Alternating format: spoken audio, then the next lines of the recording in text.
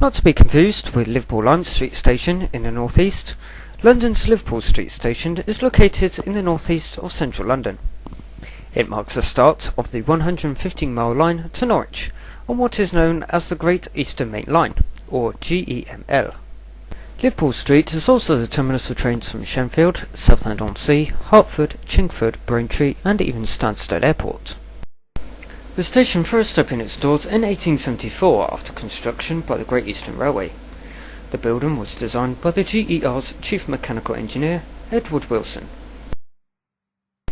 We will be travelling in the cab of a DVT, or driving van trailer, for a journey to Ipswich. The train set we have today is a rake formed of refurbished ex-Virgin Mark III coaches, with a Class 90 at the rear providing the power.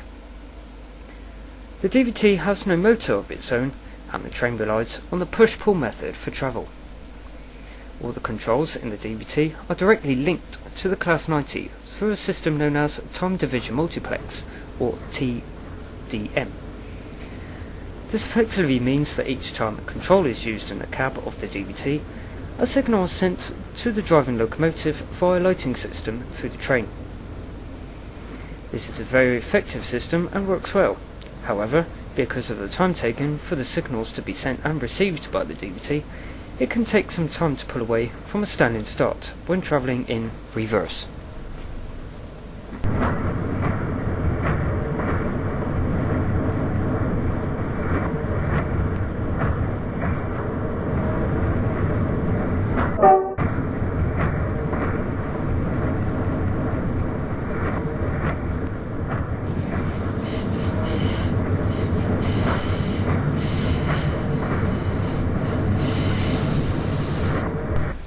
On the left we can see Bishopsgate Tunnel, located on the up and down suburban lines only. We are now passing the area of where Bishopsgate low-level terminal was sited. It was opened by the GER in 1872. It was located adjacent to the Bishopsgate high-level terminal. The low-level station, being designed to provide a terminus whilst the construction of Liverpool Street was underway. One of the low-level stations still exists in situ next to the running lines on the right. Bishopsgate high-level station closed in 1875. The terminus was then rebuilt in 1881 and reopened as Bishopsgate's goods terminal. This arrangement was short-lived and the facility closed in 1916.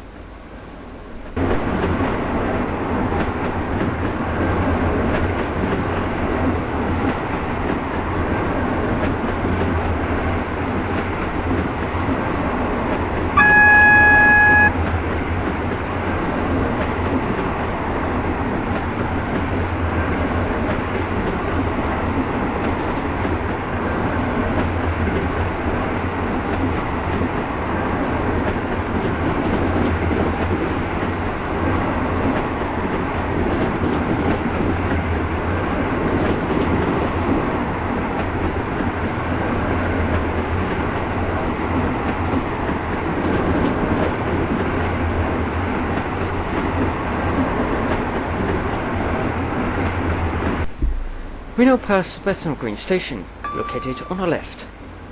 It opened in 1872 and was formerly named Bethnal Green Junction, as it served the then new Hackney Downs branch.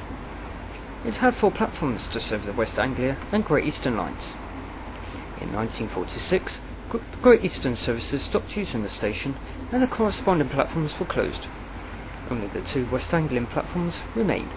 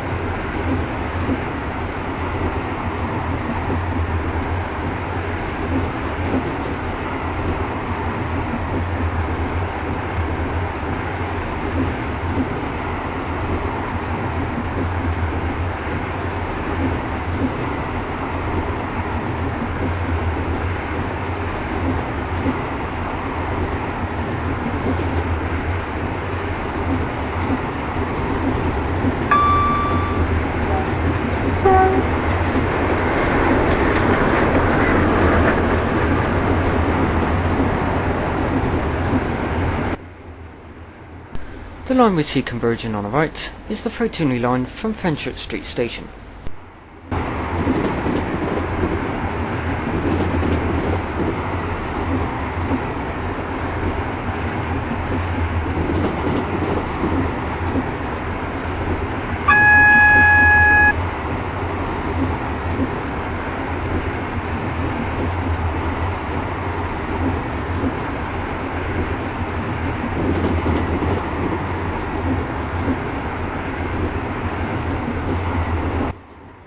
On our left we can see the access line to Thornton Field's carriage sidings. In this age of modern fixed set trains, the sidings were used to hold EMU sets and the loco DVT sets, such as ours, between turns of duty or stable during off-peak times. The site is now closed as the area isn't marked as part of the construction site for the London 2012 Olympic Games. The sidings has moved to the former Temple Mills loco shed, now called Orient Way.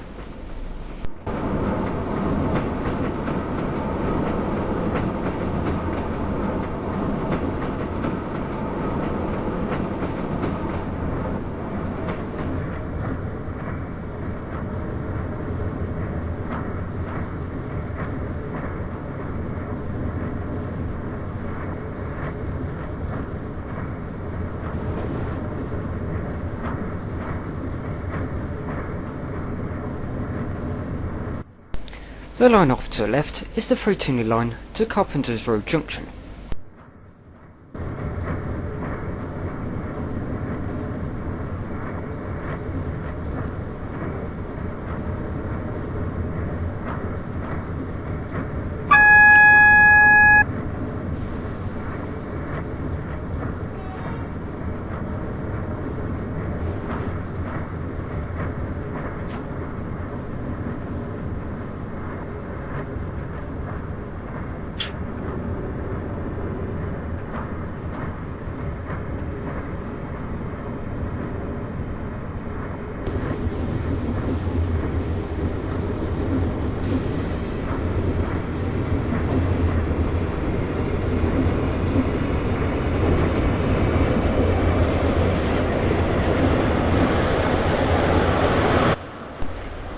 Stratford Station, often called Stratford London, to avoid the confusion with Stratford-on-Avon.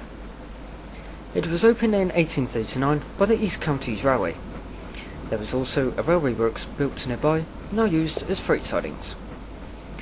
In 1946, the London Underground arrived. The Underground located its platforms between the slow line platforms.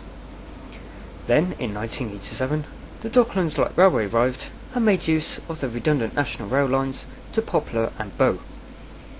Later, in 1999, the low-level platforms for the North London line were rebuilt, along with the addition of 3 new bay platforms for the London Underground Jubilee Line extension. This saw construction of an enormous steel and glass building, which covers most of the low-level platforms and the new ticket hall. Construction does not stop there, however, as there is a new station being built nearby to be called Stratford International.